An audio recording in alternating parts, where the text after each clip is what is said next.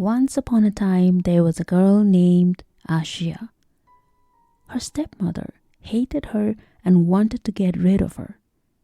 She was sent alone to the forest to collect edible vegetables and also wild jute plants which were used for weaving clothes.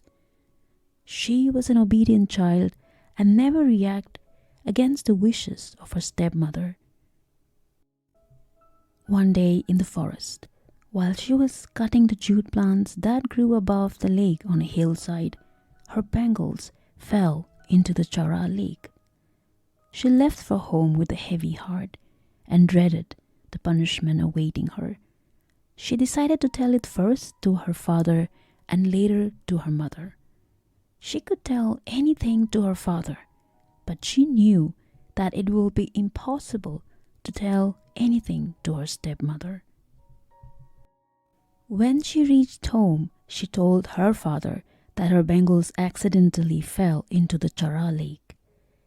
He did not scold her, but said, "My daughter, do not worry. Wouldn't I buy another pair for you? Forget about them." And that night, she slept peacefully as her father did not scold her but consoled her.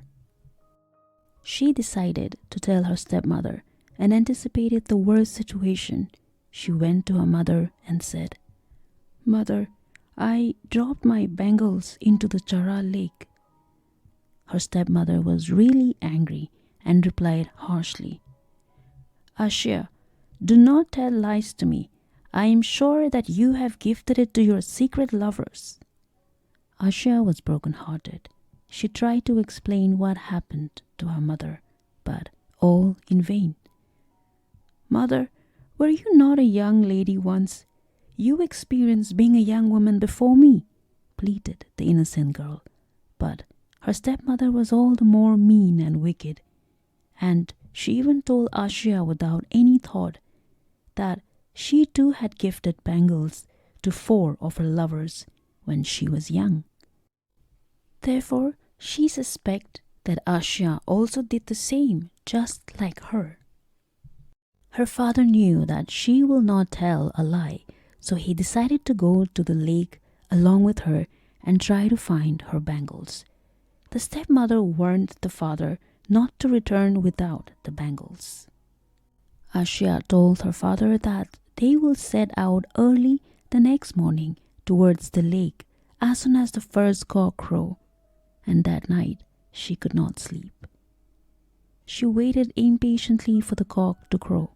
The next morning, everything went smoothly as planned. The father and daughter walked a long way towards the forest and finally reached the lake. "O lake, show mercy upon us, and for the sake of my daughter, please return back the bangles," pleaded the father from the lake. "No, I cannot do that," replied the lake. With such reply from the lake, the father did not know what to do and what to say. He stood there for some time, speechless. Seeing this helpless condition, Ashia knew that it would be better to act immediately because she did not want to go back and live with the wicked woman anymore.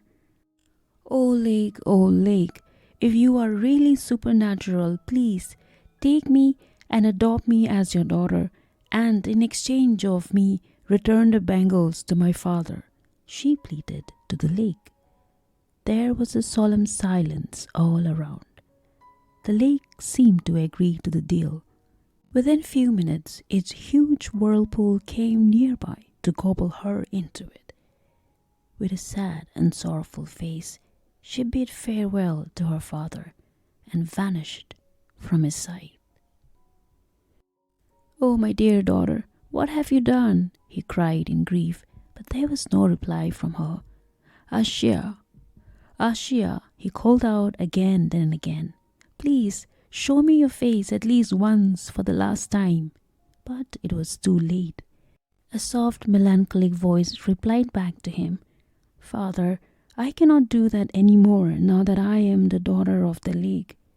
But only in your dream I can be your daughter.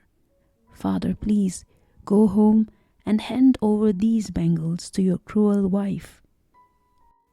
Ashia also told her father to return back fast because if it is dark, then there will be dangers of headhunters lurking around for enemies. There was complete silence and calm throughout the surrounding. The wind seemed to blow in a melancholic manner. From a distance, a sad song of a bird echoed again and again.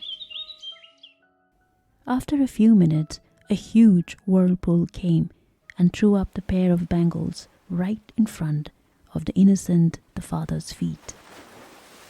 He knelt down near the lake, took the bangles in his hands, and cried for a long time. Then, after some time, the birds began to roost. It was growing dark. He got onto his feet. He walked towards his home with the bangles, but not with his daughter.